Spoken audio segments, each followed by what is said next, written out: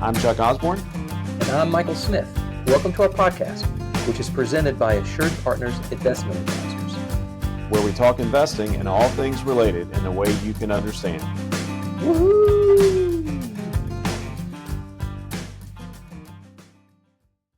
Chuck? Hey, and this is Michael.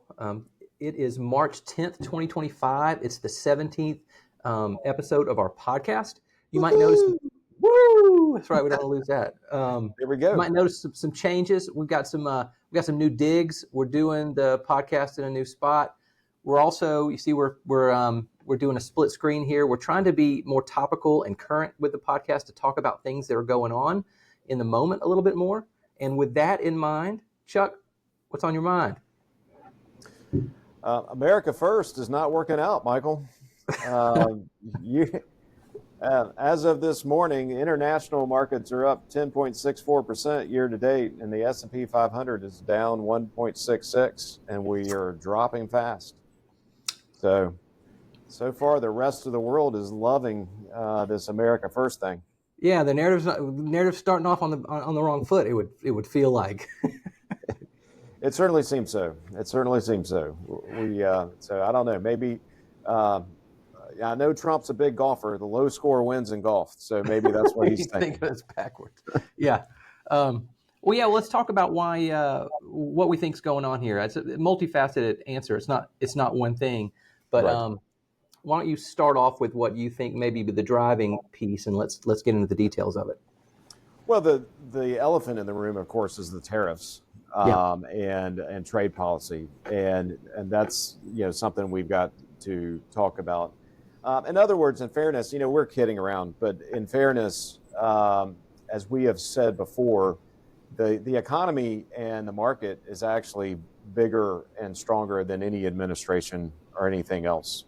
And when we entered this year, the U.S. stock market was extremely expensive, and the rest of the world wasn't cheap, but they were average. They're kind of priced averagely. So it shouldn't be a surprise that those stocks are actually doing better than U.S. stocks year to date. But it's only been spurred on by the trade wars that we have decided to start. Yeah, that's right. So we were between 90 and 95th most expensive. The S&P has been in the last 20 years, so very expensive. International markets, relatively average. So, everyone knew this could happen, and all you needed, because we say all the time, valuation doesn't actually do anything. It's not a trigger on its own, but you start having trade issues, and this is the kind of thing the market can use as a trigger to revert to the mean, and it looks like it's potentially starting now. Yeah, absolutely. It is certainly triggered. The market has, year to date so far, it has rotated pretty heavily towards international stocks and away from the U.S. So, which is not surprising when you go down the policy path that we've decided to go down, where we're doing tariffs, and it looks like they're actually going to do it. I think a lot of the people, ourselves included, at least myself included, thought that this was all bluster and negotiating, and Trump is, he's going ahead. We're not putting tariffs. Well, in fairness, I guess he did put tariffs on China. Another 20%, 10% increments there. But he's mostly attacking our neighbors and friends, in Mexico and Canada, who are two of our largest trade partners, obviously because of being so close by. Yeah, and before, right at the beginning of the administration, not that they were very far into it, the big worry was, this could cause inflation. And so the big economic worry was, are we going to hit inflation? Now, what's happened is the market has switched, it seems, to be a little bit more worried about a growth scare. So let's get into that a little bit about tariffs, what they actually do, and why that potentially may make sense a little bit.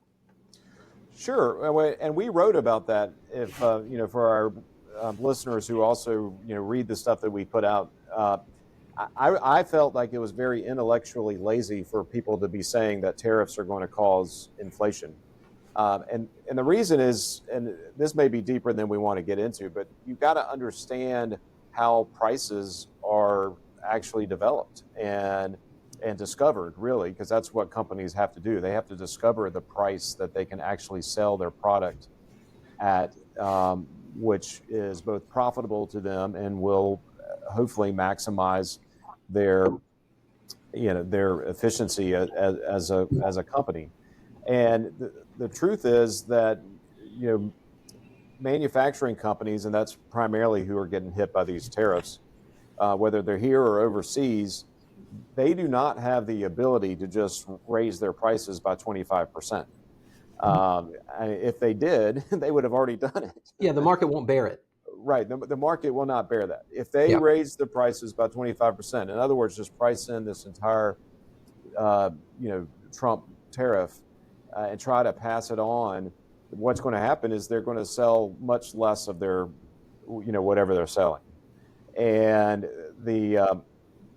and that's not going to be good for anyone. So what really happens in the tariff situation is that you do get a slowdown in growth, and the last time we went down this road, which everyone thought would be the last time in history, was 1930 in Smoot-Hawley, which was largely credited for creating the Great Depression, if not at least making it much worse. I would argue making it much worse. I mean, the market had already fallen. You already had significant economic You had the crash damage in '29.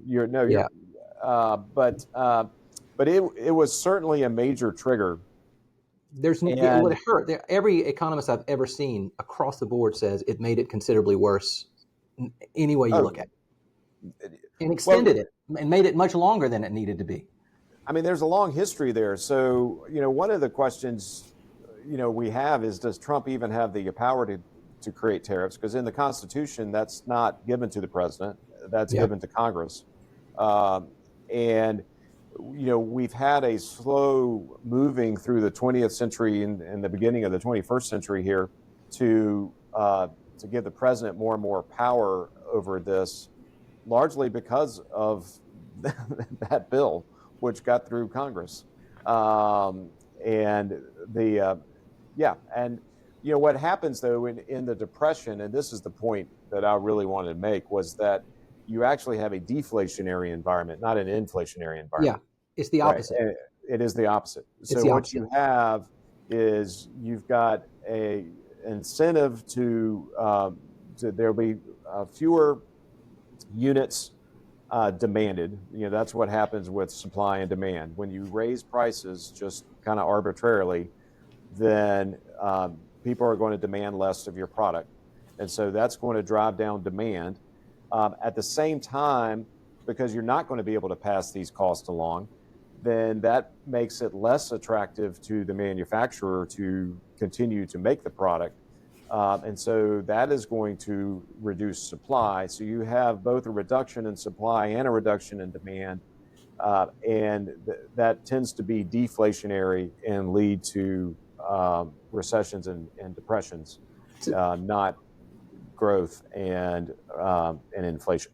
And so all else equal, it's just a negative growth impulse. And then, what happens in the actual economy, right? So the Atlanta Fed does a thing called GDP Now, which takes current inputs of all the inputs that would go into your GDP calculation, which is investment, consumption, government spending, and net exports. And as that data comes out on a quarterly basis, they update that. So you have a running total of, in the moment, what does the current GDP growth look like? And we got to kind of smacked in the face a little bit. Why don't you talk a little bit about that? Yeah, you could call it it was a smackdown. So we were at positive 2.3% growth just 10 days ago. That was what GDP Now was showing. And then we went to negative 2.8. Now, it has since been revised to negative 2.4, which is slightly better or less bad. But almost all of that, if not all of that, is because of international trade. And that's something that you got to also understand. So imports are subtracted out of GDP. And there's very good reason for that. So GDP is your gross domestic product, and domestic being the key word here. We're trying to measure what's actually created in the U.S. economy. The biggest input to that is consumption, is personal consumption. As everyone knows, 70% of the U.S. economy in particular is consumer. It's what we buy. And so if we go to our family has bought 2 new cars, but they're both American made. So this doesn't count. But we'll say we went to the Toyota dealer and purchased a car, then that would be counted in GDP. The problem, though, is that car's not made in the United States. It's made in Japan. And we don't want that to count in GDP one way or the other. So the only way we could take care of that is to then subtract out the import of that car. And so that is an important thing to understand, because what happens is a lot of people that have, just a surface level knowledge of how GDP is calculated will suggest that, imports are a negative on GDP. That means imports are bad, that somehow it's bad to import things. The truth is imports are neither bad nor good as far as GDP is concerned. They don't have any impact at all. But the only way to not count them as part of GDP is to subtract them out, because they are part of the consumption in the GDP calculation. Does that make sense? Yeah, you don't want to count it twice. Right. You don't want it, because if you don't want to count it twice, and you can't also just not count it. You can't just ignore it, because it's already in there. When people go to purchase that product, whether it's use our example, like a Toyota vehicle made in Japan, comes over to the United States, we buy it. Now, there is part of that purchase is U.S. GDP, so it's a local dealer. The salesperson gets a commission. All of that goes into GDP, but the car itself wasn't made here, so we don't want to count that as part of U.S. GDP. Yeah. And so that's why we subtract it out. And what we suspect happened is that because of the scare of tariffs, we have a lot of people that have kind of front-loaded their international demand. They're trying to get their products here before the tariffs take effect. And so there was a huge upsurge in imports. And there's also there's this weird influx of imported gold from Switzerland, which the Atlanta Fed talked about and said, this is a one-off strange thing. It shouldn't even go in the calculation. So when they adjusted for that, they said the real impact is probably we're moving to a 0.4% growth rate, all else equal. So what does that mean? It's still a huge pull down. It's not way into negative. So that probably was overstretched a bit. But the point is still the same. You probably have a little bit of a negative push to growth here. Tariffs can make that worse. There's worry there. And so it happens to spark fear. And so there's fear hitting the market. At this point, probably more about what can be than actually the data that's happening, but still that's what's happening a bit. Well, right, because I think the real fear in the market, I think what's happened so far is that you've got things that may have been purchased all throughout the year that just got pushed forward because people were afraid of tariffs. And so, it's not the amount of imports that have come in are not sustainable. As you mentioned, a lot of it was gold. And that just has to do with people wanting to put money in gold, probably to protect against inflation. Yeah. We could talk about whether that's a good idea or not. But different podcasts on that one. that is a different podcast. But at any rate, the real worry in the market is the growth hit from a 25% tax on foreign consumption. Yeah. And it's not even just foreign consumption, because and this is one of the reasons why the administration keeps having to create loopholes, or at least temporary loopholes. The way the Chevy and Ford build cars nowadays, that is a car that's ultimately built in the United States, but it goes across the Canadian and/or Mexican border like 8 times before it's actually fully constructed, because parts are coming from everywhere. They do certain things in certain factories and other things in other factories, and that's just the way that our economy has evolved. And what would that do to the price of a car? You've seen estimates on a Ford truck; it could be as much as an $8,000 increase. Um, you know, in what it is already a very A expensive very truck. expensive automobile. Yeah. Yeah. Yeah. So Yeah. yeah, that's not sustainable. No. Well, what we're really getting here is to more deep is the idea of the trade deficit and the Yeah. current administration's focus on the trade deficit and how terrible that is. It's a very contentious subject in economic circles, frankly. But I think it gets vilified a little bit. Right. You know, Well, if you look at a trade deficit, it's hard to look at the U.S. and say we're in a worse space than all these people that are running surpluses against us from an economic perspective. well, it's interesting. I think so much of this is the language, and I don't know. I mean, who it was that decided that when we import more and export less, that's called a deficit, and when we do the opposite, it's referred to as a surplus. Um, so, I mean, I do actually understand why that is. It has to do with your kind of foreign accounts, but it, it's really misleading, I think, to the layperson, because in reality, you just think of it as simply as this, because this is really as simple as it is. If you have a trade deficit, it means you have gotten more and given less. So you are getting more for less. And as you know, Michael, one of the ways I always think about, if you want to really understand the macro economy, or like the entire economy of the United States, it is nothing more or less than all of our micro economies put together. So you take this down to an individual basis, and you just ask yourself, I mean, of all the stuff that you consume, how much of it do you actually create yourself? You know, are you? I would say that most of us probably run a pretty large uh, personal trade deficit. We are actually getting more than what we are uh, than what we're delivering as far as actual products and services. Okay, and and I think that's the way most people want it. And what you see is that this happens.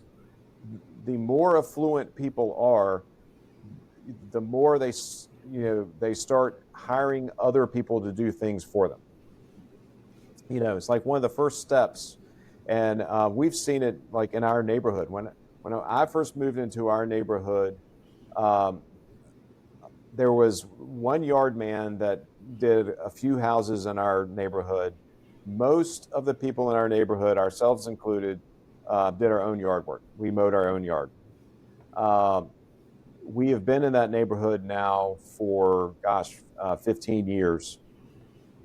And over that time period, there are fewer and fewer people who are mowing their own yard. As the prices of the houses in our neighborhood have gone up, as the level of affluence of the people in the neighborhood has gone up, there are fewer people mowing their own yards. And that is just what happens in an affluent society.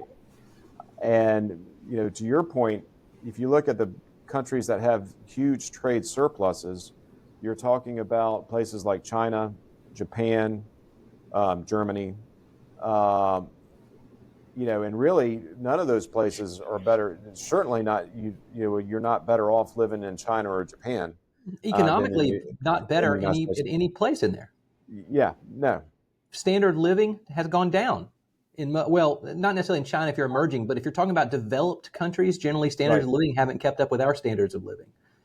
Well, Um, no, exactly, and I think this is where Trump gets it wrong. I think he believes that when we have a trade deficit, it means we're losing.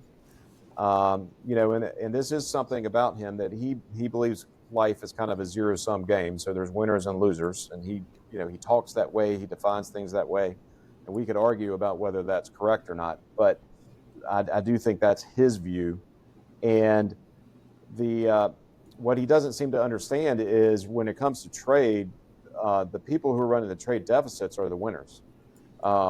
It's not the other way around, and which is why we have been better off actually having freer trade than many of the people we trade with.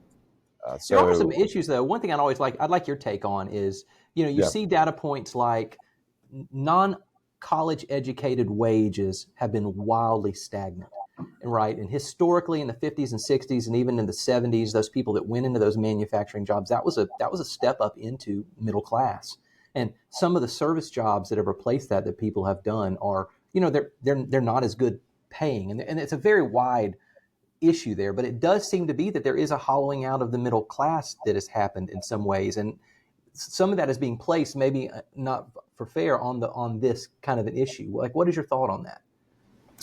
Right. So, well, ultimately, what that goes into is, I think you could talk about how many manufacturing jobs are there. All right, and this is data from the St. Louis Fed. It's a little bit dated. They ran this, about I don't know, about 8 years ago, I think. But they tracked the percentage of real GDP, so inflation-adjusted GDP of manufacturing in the economy, and since 1947, it has ranged from 13.6 to 11.3%. So the range is actually very small. Now we are on the smaller end of that range now. We peaked. It peaked twice. It peaked in the mid 50s, 1955, which makes total sense. That was right after World War II. We were the only manufacturing powerhouse in the world that was still in one piece, and we were a leader in manufacturing. It also peaked in the late 70s, and then it has been, again, it hasn't fluctuated much. It's only fluctuated 2%. Yeah. But the reality is it's very flat, Yeah. and we are still manufacturing stuff in the United States. I know that goes against the narrative, but that is the truth. Well, the Now, number of jobs, which you can talk through that, is down pretty meaningfully. I mean, the you've got number of roughly jobs is down dramatically, but the reason why it's important to understand that we aren't really manufacturing anything less is because, it's the same thing if you look at agriculture. The number of jobs in agriculture is a tiny fraction of what it used to be. If you go back to if you want to go back to the 19th and certainly the 18th century, most people in America lived on farms, and that is no longer the case and has not been the case for several generations. And but we are still the world's breadbasket. We still produce more than almost anybody else in the world agriculturally. It's because what happens if you go out to the Midwest and you see these gigantic farms out there that go for miles and miles and miles, and you will see unmanned, John Deere tractors out there plowing the crops. And the efficiency that has occurred from a technology standpoint is absolutely amazing. And then of course, people left the farm and went into manufacturing jobs, and then the same thing has happened in manufacturing. For the reality is most manufacturing jobs have been replaced by technology and not by foreign competition. Now, there's going to be someone listening who, is, in Michigan or Ohio or someplace, and they're going to say, wait a second, the factory in my town shut down and we lost all those jobs and it went to Mexico or it went, somewhere. And yes, there are, there are going to be anecdotal exceptions of that.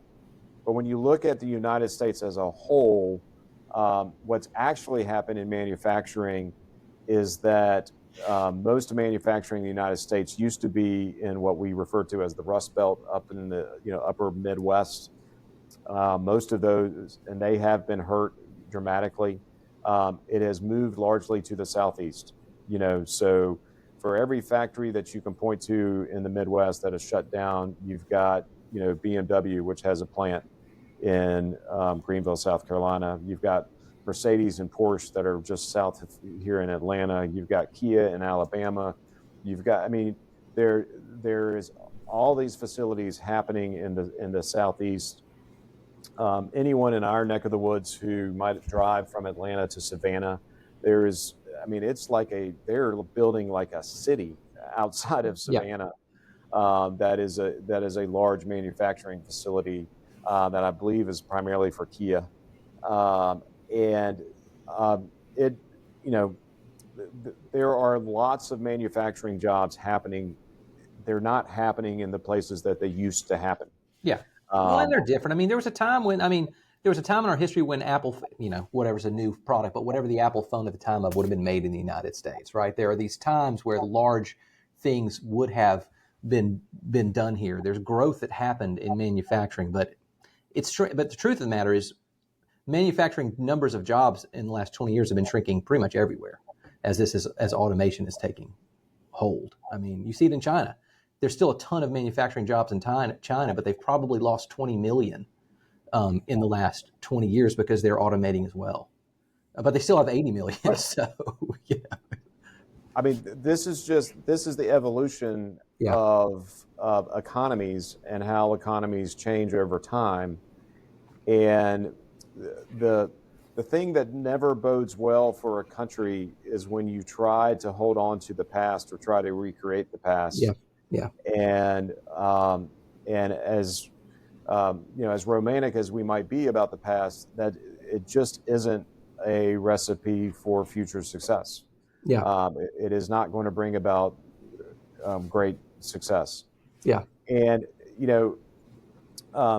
so that's that's where we are with I think with that. Now, I would argue that it's a slightly different issue with the non-college educated salaries. Part of that is because we've had too many people, frankly, going to college, and that sounds bad, but the idea that every single person has to go to college is just not right, and that has caused issues within the university system in of itself, in which we've written about many times. But there are plenty of good paying jobs that don't actually require a college education. So one of the things that we should talk about, especially because it's one of our best clients, is in the transportation business. So one of the things that trade spurs is that there's a lot of jobs in terms of stevedoring jobs, where people are loading and unloading ships. There's the transportation, taking these large ocean tankers up riverways and into ports where their cargo can be unloaded and then they can be reloaded. There's a lot of those types of jobs that do not require college education and actually pay very well. And those jobs are created because of trade, and those jobs are going to be, threatened. And that's one of the things when you start putting in tariffs. One of the big problems is that you start picking winners and losers. So you're supposedly trying to protect certain jobs, like steel is one of the favorite things, and Trump's already done this. George W. Bush did it. There's been, several times presidents have tried to protect the steel industry in the United States. And what happens when you do that is, okay, maybe you do save some jobs in the steel industry, but now the cost of steel has gone up dramatically, and that hurts the auto industry, and that hurts every other industry that actually uses steel. And there's a lot more jobs in the United States in all those other industries combined than there are in just steel. And so you have a situation where the government starts picking winners and losers, and that's not good. Yeah, well, when tariffs were put on washing machines, there was a lot of Trump put tariffs on washing machines, and they were actually able to go in and look what happened. And I'm not exactly right about that, but they think that the cost of each additional washing machine and total output loss was something like $816,000 by doing that, right? So Right. it really had a majorly negative impact on the economy. I mean, it wasn't large enough to hit the whole thing, but it was a negative impact by doing this. If you looked at all the externalities together, there's hard to say that it helped in any way, shape, or form. Right. Yeah. And and I think the one last thing that I would just mention is the difference between Trump 2.0 and Trump 1.0 is that when he first got elected, he still had the same attitude towards trade, and he was wanting to put in tariffs. Then they were more targeted specifically to China, uh, but he did that after doing tax and regulatory reform, which were two huge positives with in terms of stimulating the economy and growth in the economy. And with the tax and regulatory reform that he was able to get through Congress, and then a lot of the regulatory reform he did by his own pen, but the tax reform went through Congress. Uh, he basically took our GDP up to almost 4%, which economists didn't think was possible at the time. And then when he started the trade war after that, it took a full percentage point off GDP, and we dropped back down. But it was still higher than what we had been doing previously to his administration. So I think part of the problem right now too is the order in which they are attacking their agenda. If you look at the Trump economic agenda, you've got two big positives and one big negative, in my view. And the two big positives are his views on regulations and taxes and wanting to reform those. The negative is his, in my opinion, a misunderstanding of international trade, and that that's going to have a negative impact on the economy. And that is what he has chosen to lead off with this time. And so I think that could run into issues. Well, I'm gonna tell you that I've mentioned this to you before, but this weekend, this idea has really come to a head in kind of the investing world out in Twitter and places. Is Right. this view that this is being done on purpose? And this is a bit of a conspiracy theory, but we're doing a podcast, so let's get spicy about it a little bit. But this view that's being done on purpose, apparently Volcker walked into Nixon's office when he first started. Now he was not the secretary at the time, but told him, you should take a recession early in your career, because at that point, I mean, earlier in your presidency, because right now at that moment, inflation was already going from 4.7 to 5.5 and was already starting to rear its head. That was before the real big problems happened. But that's being talked about right now, and what's being commented on is this idea that this is like a Volcker moment, which means pushing into a recession, not doing the good things that you could do on the economy right now, causing a recession to happen early in the presidency that could lower inflation, get a lot of these things in check, and then you still have chance to grow out of that and have a good long-term, economy by the time you get around to midterms and all these things. And it's very conspiracy sounding, but it's really, it seems to be a pretty big narrative that's playing in markets right now, causing, Yeah. How did that work out for Biden? Yeah. So, I mean, Biden came in and, he did the big stimulus, which was their dream package, even though his own economists were telling him not to do it, that it was going to cause inflation. He drove us into a recession. I know they didn't call it a recession, but we actually had a recession in 2022 after he inherited an economy that was growing at 6%. And of course, he had a huge spike in inflation. And the reality was inflation kept getting better, but he still got blamed for that. And frankly, rightfully so. And that did not work out for him. So I'm not so sure that strategy is going to work. Well, if that's real, and I'm not saying it is. If that's real, right. If that's real, it's dangerous, because recessions are dangerous. and they're hard to Well, play. Economics, all of these things. There's a psychology to it. It's not just math. It's not like you put an input like people think it is, and the economy does this. That's not how that works, and you get unintended consequences from thinking that you can control these things. yeah, you can't control it, and if history shows us is that the countries and the administrations that attempt to control it are the ones that end up making things worse. We almost always make it worse. And it's very counterintuitive. I think this is one of the reasons why intellectuals always hate capitalism, because they think they should be smart enough to control things. And the truth is, you're better off not trying to control it.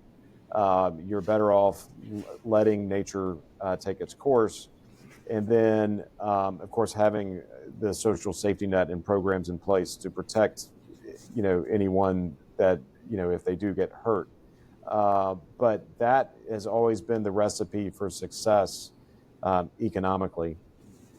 And and whether, the last administration made the mistake of thinking that they could just spend money, willy-nilly, and they had some economists who were telling them that they could do that, and it wasn't going to actually cause inflation, that real economists were wrong for years.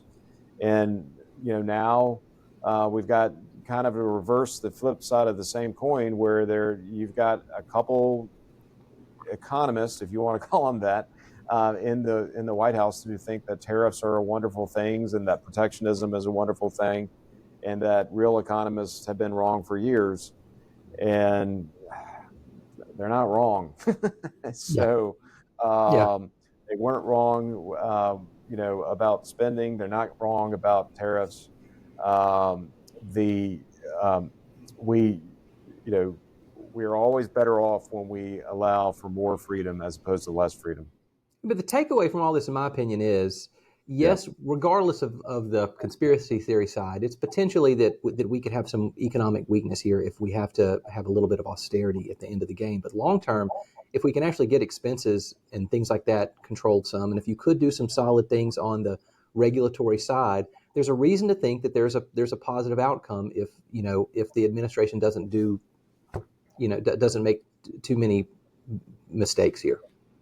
Well, I think that may be, we may be getting into a different subject for a different podcast, Michael, which would be a good conversation. Obviously there are gains to be had in the Trump playbook if he does go down the deregulation and the tax reform path that he did in his first administration. Those were the things that stimulated the economy and made the economy so good that everyone remembers. The tariff path, there's no coming back from. The only way we come back from the tariff path is if tariffs don't actually happen. Yeah. And which may be the case. This may still be all negotiating posturing. We'll have to wait and see. But if to the extent that tariffs do get implemented, it is going to cause a slowdown in growth. It is going to hurt us in the United States. It is not going to help us. And we used to know this. I mean, this is basically, why we had that big Tea Party in Boston way back when that led to, the revolution. We used to understand that when government put tariffs on imported goods, it was not a good thing. So, hopefully, the one thing is for sure is Trump is he is not slow to fire people if he changes his mind. And maybe if we do see the negative impacts, like you say, maybe he will wisen up and he will tell Mr. Navarro that you're fired, just like an episode of The Apprentice, and we can get some real economists in there advising him, and we could reverse course on this. Yep. And so hopefully that works. And at the very least, hopefully we get to the actual more positive parts of this platform economically, and that would be very good. Yep. So, all right. Well, I think that's what we got for today. I think so. All right. Good seeing everybody. As always, we're going to be back on a normal, monthly at least schedule here of getting back into the podcast. And so if you want to hear about anything, reach out and let us know your thoughts. All right. Thanks. Sounds good.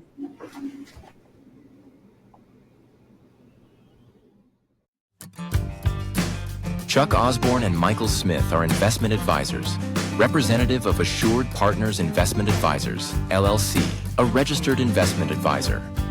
All statements and opinions expressed in this program are based upon information considered reliable, although statements or opinions are subject to change without notice. Information expressed does not consider the specific situation or objectives of any person and is not intended as a recommendation appropriate for any person. Viewers are encouraged to seek advice from a tax or legal professional or investment advisor to determine whether any information presented may be suitable for their specific situation. Information presented is for educational purposes only and does not intend to make an offer or solicitation for the sale or purchase of any specific securities, investments, or investment strategies. Investments involve risk and, unless otherwise stated, are not guaranteed.